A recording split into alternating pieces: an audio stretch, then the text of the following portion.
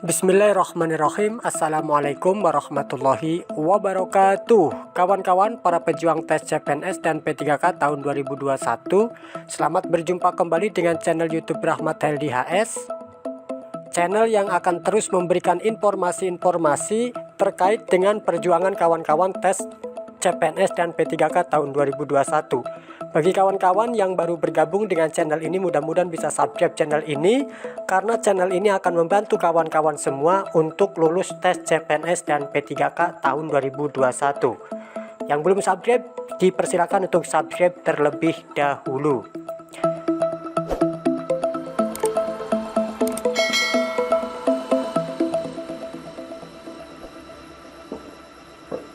Baik kawan-kawan, pada kesempatan kali ini channel YouTube Rahmat Heldi HS akan membahas soal-soal tes CPNS, terutama soal-soal bahasa Indonesia yang kemarin sudah diujikan di tes CPNS tahap 1. Nah, kira-kira kawan-kawan, ini adalah soal yang kemarin sudah diujikan pada soal tes CPNS tahap 1. Soal ini sebenarnya ada sekitar 50 soal kawan-kawan, tetapi saya akan potong terlebih dahulu menjadi 20 soal ya kawan-kawan ya.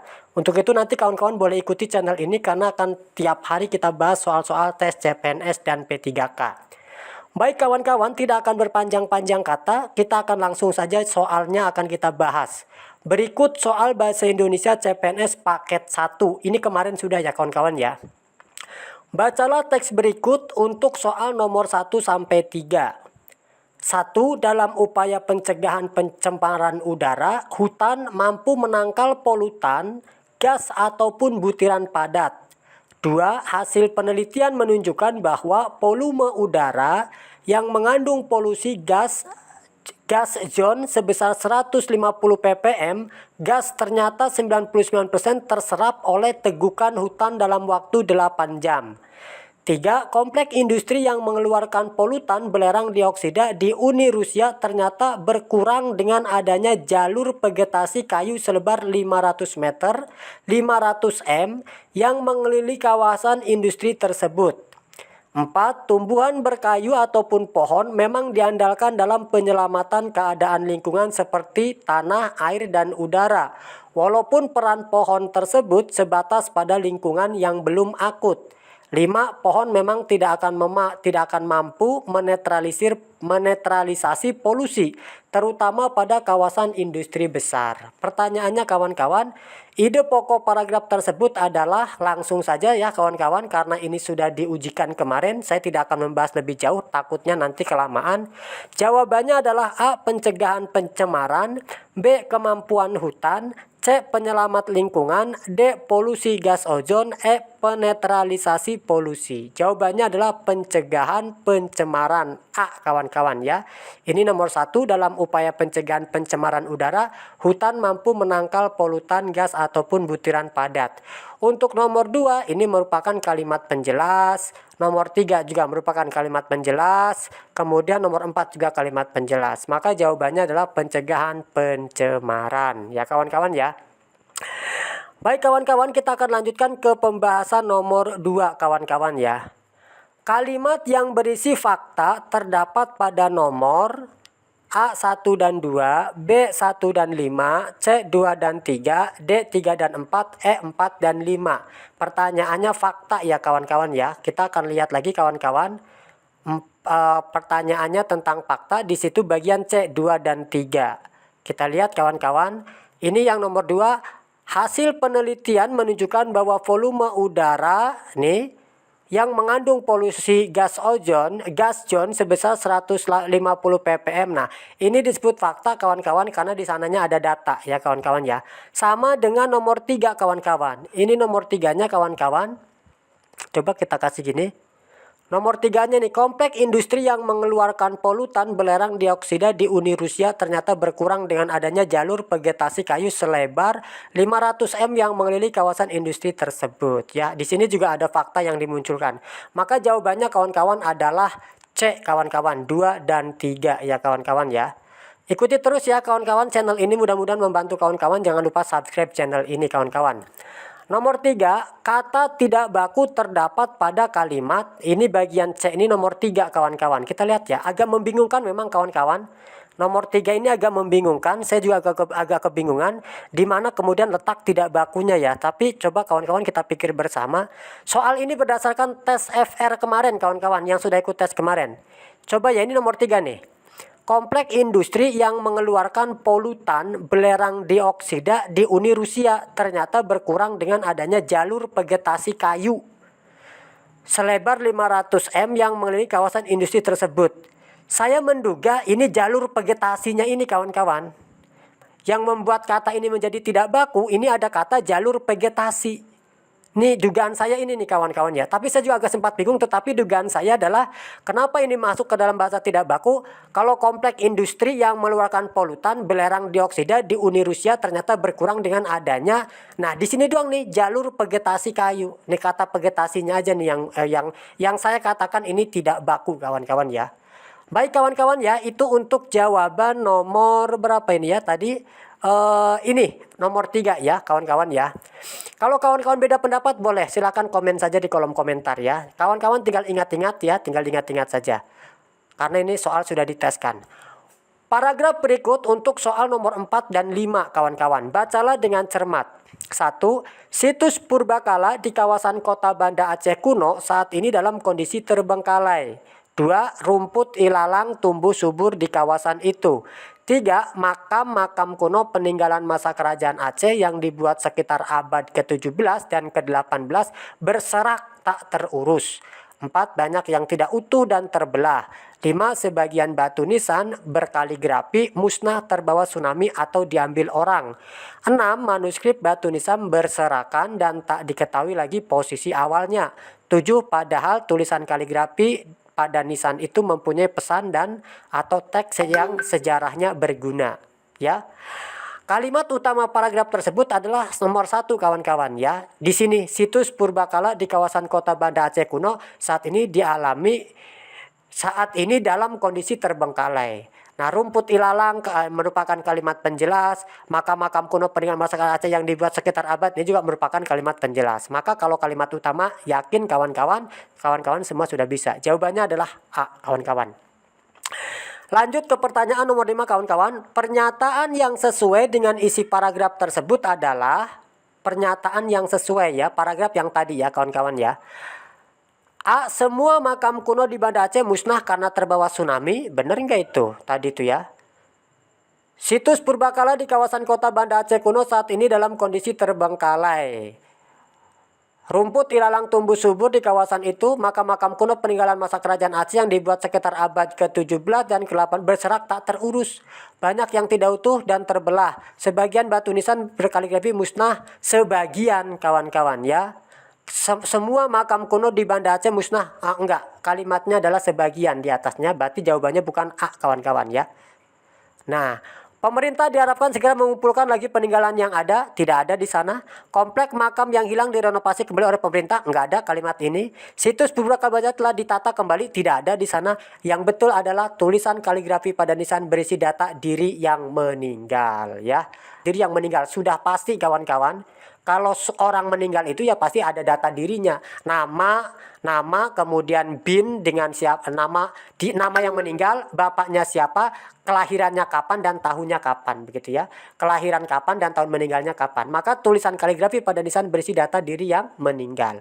Kawan-kawan cukup diingat-ingat aja kawan-kawan ya. Ini yakin sekali kawan-kawan, ini sudah keluar di tes kemarin ya. Jangan lupa like, comment dan subscribe. Tabel berikut untuk soal nomor 6 dan nomor 7. Perhatikan dengan seksama. Ini ya tabelnya kawan-kawan. Lihat saja kawan-kawan tabelnya ya. Nomor kurs palas bulan Juni dan bulan Juni 28 Juni dan 30 Juni. Langsung saja kawan-kawan karena kawan-kawan langsung ngelihat di sini ya. Pernyataan yang sesuai dengan tabel tersebut adalah A. Pada tanggal 28 dan 30 tiap-tiap kurs palas mengalami kenaikan. Pada tanggal 28 dan 30 kurs palas mengalami kenaikan 13.700, 13.800, 12.300, 12.400, 9.000, 9.200, 10.700 turun 10.600 ya. Pernyataan yang sesuai dengan tabel tersebut adalah pada tanggal 28 dan 30 tiap-tiap kurs falas mengalami kenaikan. Ternyata tidak. Di JPY ini mengalami penurunan ya kawan-kawan, tidak A jawabannya. Kenaikan kurs falas tertinggi pada kurs falas nomor 3 dan 4. Nomor 3 dan 4 tidak, nomor 4-nya malah turun ini ya. Yang C, kurs falas nomor 4 tidak mengalami kenaikan. Iya betul tuh, 1.700 dia 1.600. Jadi tidak mengalami kenaikan. Kenaikan kurs falas nomor 1, 2, dan 3 besarnya sama? Tidak, besar kurs falas pada nomor 1 tidak sama. Jadi kawan-kawan jawabannya adalah C kawan-kawan ya. Lihat di tabel ini kawan-kawan ya, tuh. Baik, lanjut kawan-kawan, kita ke nomor 7 kawan-kawan. Ya, kawan-kawan cukup didengarkan saja, banyak-banyak mendengar. Insya Allah kawan-kawan semuanya lulus. 7. Simpulan yang tepat berdasarkan tabel tersebut adalah A. Kenaikan setiap kurs falas sebanding 1 dengan lainnya. Tidak juga, karena ada yang tidak naik ya. Kenaikan kurs falas 1 sama dengan kurs falas 4. Coba 1 dan 4 enggak, malah yang 4 malah mengalami penurunan tadi ya. Kenaikan rendah terjadi pada kurs falas nomor 3. Tidak. Kurs falas mengalami kenaikan setiap hari? Tidak. Ada yang nomor 4 tidak naik ya. Yang E, kurs falas tanggal 28 ke tanggal 30 Juni relatif stabil ya. Jadi ini kawan-kawan tuh ya. 10.000 ke 10.600. Jadi naik 100 tapi turun juga 100. Jadi di sini jawabannya adalah relatif stabil kawan-kawan. Kita ke nomor 8. Paragraf berikut ini untuk soal nomor 8 dan 9. Bacalah dengan cermat. Sebermula ada sebulan selangnya, maka pada suatu hari raja semayam di Balairung diadap oleh segala menteri hulu balang dan rakyat sekalian. Maka barang siapa bercakap mengobati raja itu, jikalau sembuh penyakitnya, diambil raja akan menantu. Ya, hikayat Patani. 8. Karakteristik yang menggambarkan bahwa naskah tersebut karya sastra Melayu klasik adalah A. Istana sentris dan kesaktian. Kenapa ini A istana sentris kawan-kawan? Karena di sini ada raja, ada hulu balang kawan-kawan ya. Maka ini istana sentris. Istana sentris dengan struktur kalimat enggak jelas ini ya. Yang C struktur kalimat rancu dan kemustahilan tidak ada. Kemustahilan tokohnya binatang, enggak ada bicara binatang di sana. Tokohnya binatang dan kesaktian seseorang, enggak. Tokohnya adalah raja. Maka jawabannya adalah A istana sentris dan kesaktian. Yang 9 kawan-kawan, isi cerita yang diungkapkan dalam kutipan tersebut adalah A. Di Balairung, raja berjanji akan mengambil menantu bagi yang dapat menyembuhkan penyakitnya. Isi ceritanya itu ya. Yang B. Siapapun mengobati raja akan diambil menantu. Tidak kawan-kawan. Yang C. Raja yang bersemayam karena sakit membuat janji kepada menantunya. D. Para menteri dan hulu balang menghadap raja sambil mengobati raja. Bukan. Rasa sakit raja ketika bersemayam di Balairung terobati karena raja akan mengambil menantu. Salah ya. Kawan-kawan, maka jawabannya adalah A. Di Balairung raja berjanji akan mengambil menantu bagi yang dapat menyembuhkan penyakitnya ya. 10. Bacalah dengan cermat kawan-kawan. 10. Maka apabila sampailah dekat kepada kampung orang, yang empunya kampung itu melihat akan dia, maka diusirnyalah dengan kayu. Maka si miskin itu pun larilah ia lalu ke pasar. Maka apabila dilihat oleh orang pasar itu, si miskin datang, mereka masing-masing pun datang. Ada yang melontari dengan batu, ada yang memalu dengan kayu. Maka si miskin itu pun larilah tunggang langgang. Tubuhnya habis berlumur darah, maka menangislah ia terseduh-seduh sepanjang jalan itu dengan tersengat lapar dahaganya, seperti akan matilah rasanya. Maka ia pun bertemu dengan tempat orang membuangkan sampah-sampah, maka berhentilah ia di sana. Maka dicarinya lah di dalam sampah yang tertimbun itu barang yang boleh dimakannya. Hikayat si miskin. Nilai moral yang kurang baik dalam kutipan tersebut adalah A. Kepedulian masyarakat pada kehidupan sekitarnya, tidak. B. Ketidakpedulian masyarakat kepada orang miskin. C. Sikap orang miskin yang tetap bertahan hidup. D. Perlakuan orang kampung kepada orang pasar. E. Pengusiran orang miskin dari kampung atau kota. Jawabannya adalah ketidakpedulian masyarakat kepada orang miskin. Kawan-kawan, itu dulu kawan-kawan ya 10 soal bahasa Indonesia yang soal ini sudah diujikan kemarin pada tes tahap 1. Masih banyak soalnya kawan-kawan, ada 50, tetapi tidak akan saya tampilkan semua, takut terlalu lama kawan-kawan. Cukup 10 saja dulu kawan-kawan, tinggal kawan-kawan sering tonton, sering lihat, sering dengar, kemudian diingat-ingat saja karena ini sudah yakin keluar. Dari channel YouTube Rahmat LDHS, mohon maaf. Jangan lupa kawan-kawan like, komen, dan subscribe channel ini, ikuti terus karena channel ini akan membahas soal-soal tes CPNS dan P3K tahun 2021. Billahi taufik wal hidayah. Wassalamualaikum warahmatullahi wabarakatuh.